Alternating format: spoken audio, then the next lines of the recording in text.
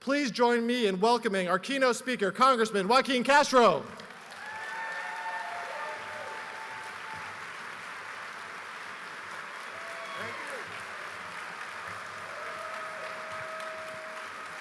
Thank you. Thank you.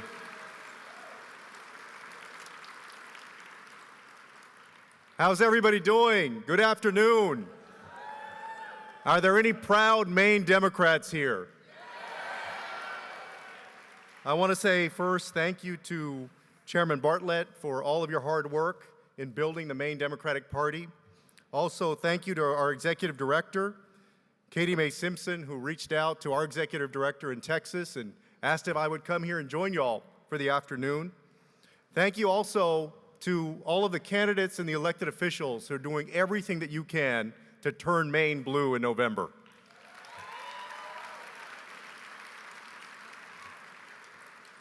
And most especially to my colleague in the United States House of Representatives, you have a wonderful representative in Shelley Pingree, who's very proud to be from Maine. And I have to admit that as a Texan, I always get a little bit jealous when I'm around other states, when I'm visiting other states, and I see great representatives like Shelley and others, and it makes me wish that politics was like sports. I wish that I could trade you, say, Ted Cruz for Shelley Pingree. Would you accept that trade? Can we move Ted Cruz? You know, the funny thing is, even when I go to the red states, nobody says yes. But I want you guys to watch, I want you all to watch this November, because I believe that a friend of mine in Texas, Beto O'Rourke, is going to win that Senate seat. And we're going to make the nation proud. I am in my third term in Congress, but I also have somebody that looks a lot like me. That's my twin brother, Julian.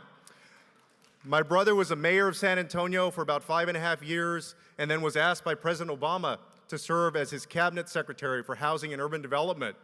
My brother did that for 2.5 years, and so if my brother ever comes up to Maine, even though he and I look a lot alike, you'll notice that there's a very quick and easy way to tell us apart. I'm a lot better looking than my brother is. I'm just kidding. I want us to reflect for a second on the incredible challenges that we're facing at this moment in time in our nation and in the world. Think about the last year and a half for just a second. Think about the fact that just a few months ago, we were basically in a nuclear standoff with a 30-something-year-old dictator in North Korea. The fact that there are around the world almost 70 million people who are displaced from their homes. Europe is still facing its largest migration crisis since World War II. Terrorism continues to franchise, not only in the Middle East, but increasingly in other places, including North Africa.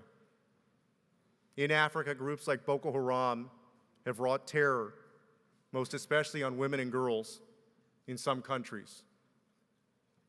In Asia, China continues its economic growth, but also its military aggression, militarizing islands in the South China Sea and underlying its Belt and Road Initiative.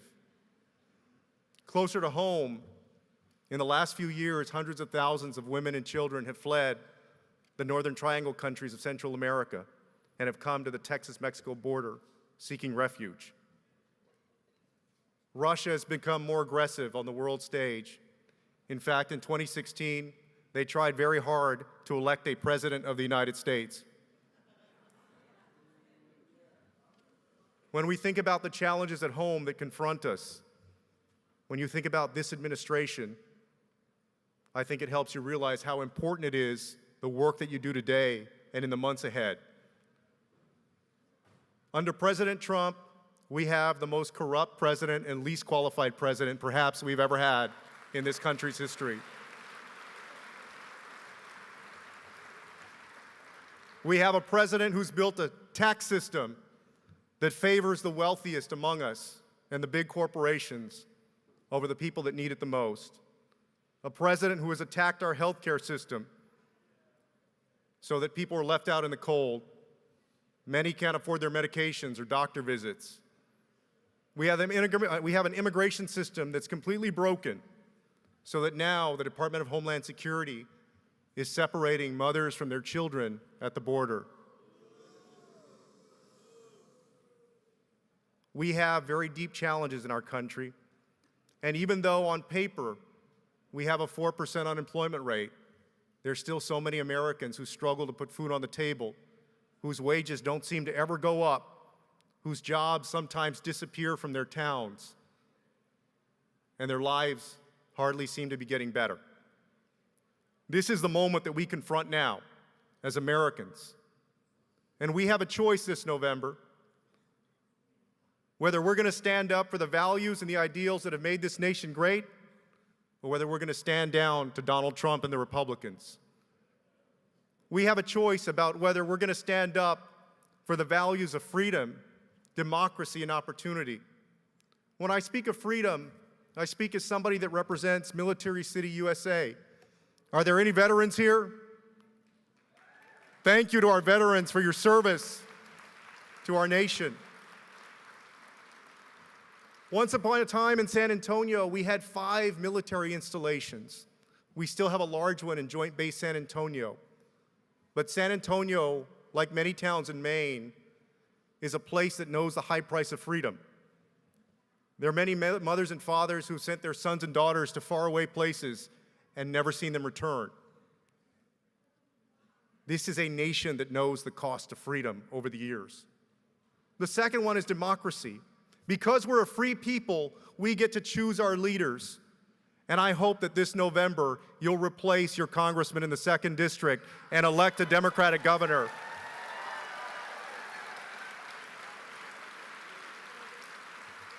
Because when our leaders don't do what we ask of them, when our leaders don't do what we ask of them as Americans, we have the right to replace them. But we also have to be vigilant about protecting our democratic rights and our democracy. You see, instead of making it easier to vote, many conservative Republicans around the country have actually made it harder. We have to end things like gerrymandering in this country and make sure that politicians never again draw political districts in the United States of America.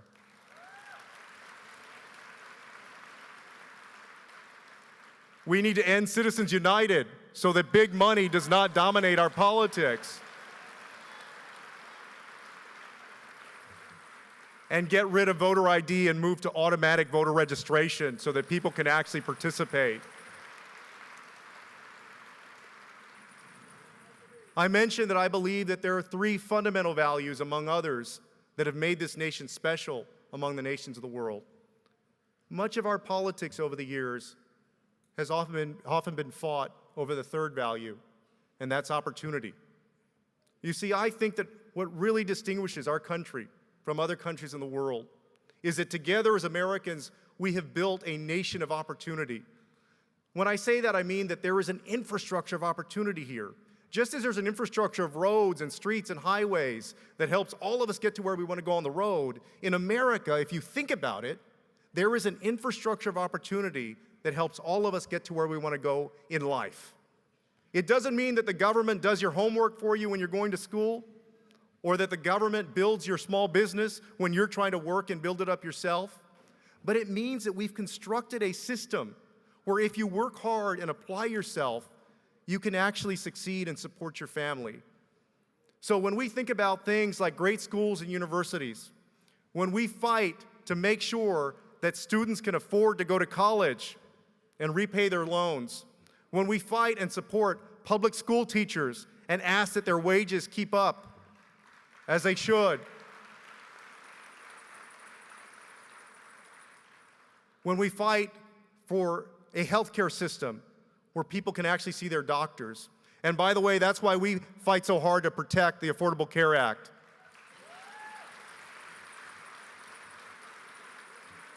And when we fight to make sure that we have an economy that's built around well-paying jobs, including raising the minimum wage to $15 an hour for American workers.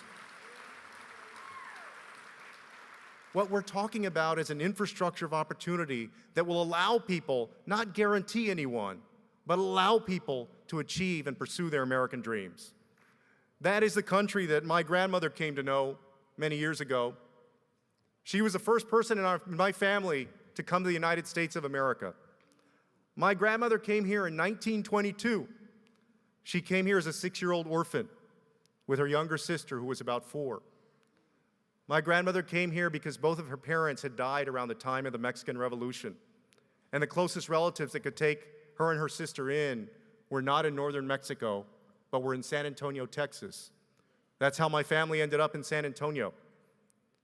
My grandmother never made it past elementary school. Like many people in her generation, she dropped out early and helped support her family. She spent most of her childhood and all of her adulthood working as a maid, a babysitter, and a cook to do everything that she could to get by for herself and to support her only child, who was my mom, Rosie. My grandmother fell in love with this country, like immigrants from so many other places. But she also faced tough times back in the early 20s in Texas. When my grandmother came to Texas, there were still signs there over some establishments that read, "No dogs or Mexicans allowed." She wasn't the only immigrant who ever faced discrimination. The Irish who came here to cities like New York and Boston saw signs that said, "No Irish need apply." The Germans who came here in the 1800s were said to be too dirty to be real Americans. The Chinese were excluded from our nation for decades. And during World War II, Japanese Americans, German Americans, and Italian Americans were interned for years. We have seen all of this before. And in each generation, the thing that stopped it is what we must do now. We are all called not to sit back and stand down to Donald Trump, but to take action and stand up for our values as Americans.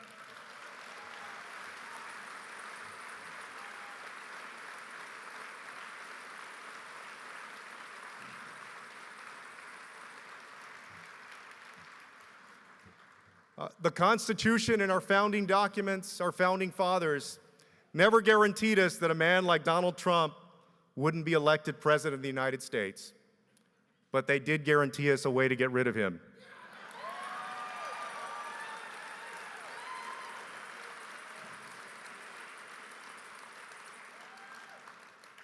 And I spoke about my grandmother's experience, but I know that that story is not unique to me or my family or to Mexican Americans from Texas. That is the story of so many of our families, no matter where they came from, Europe or Asia or Africa or anywhere else in the world. And around 50 years ago, a little more than 50 years ago, my mom turns 71 this year. My dad turns 78. My mom's birthday's in May and my dad's birthday is in June. They are of the baby boomer generation. And I often think that 50 years ago, around the time that my mom was graduated from high school and in college, if you asked somebody who was living in Europe or Latin America or Africa or anywhere around the world, where on earth they would want to go if they were going to leave their home country, 50 years ago, for all of the challenges that we faced in terms of civil rights and women's rights and voting rights, 50 years ago when you asked that question, the answer was very clearly the United States of America. And I would say to you, even though my home is far from here, I know our values are the same. I would say to you, fellow Americans, that the question for all of us, of every generation as Americans, is to make sure that when somebody asks that question 50 years from now, that the answer is still our beloved United States of America.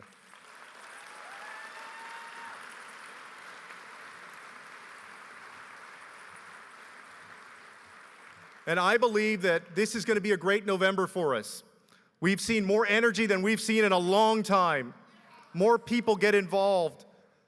Men and women marching on the streets for many great causes. And I can only imagine on election night in November, all of us watching the different news channels, We'll watch MSNBC, and we'll watch CBS and ABC. We'll turn on the internet, we'll plug into the internet and watch some stuff online. But I can't wait, as my brother often says, for all of us to be watching Fox News on election night. I want you to imagine, after all of your hard work, after all of the voters that you've registered, after all of the phone calls and emails and the door knocks, after every single person that you've taken to the polls, after all of this beautiful energy and everything that it stands for, I want you to imagine for a second that you turn on Fox News after the polls close, and right there is Laura Ingraham, and next to her is Sean Hannity. And Laura Ingraham and Sean Hannity are sitting there, and Brett Baier says to them, "Laura, Sean, I'm sorry, but I've got some bad news for you. Democrats have just taken back the United States Congress, and the state of Maine has elected an entirely Democratic delegation. You can make it happen. It's up to you. May God bless you. Very best of luck in November. Thank you for having me."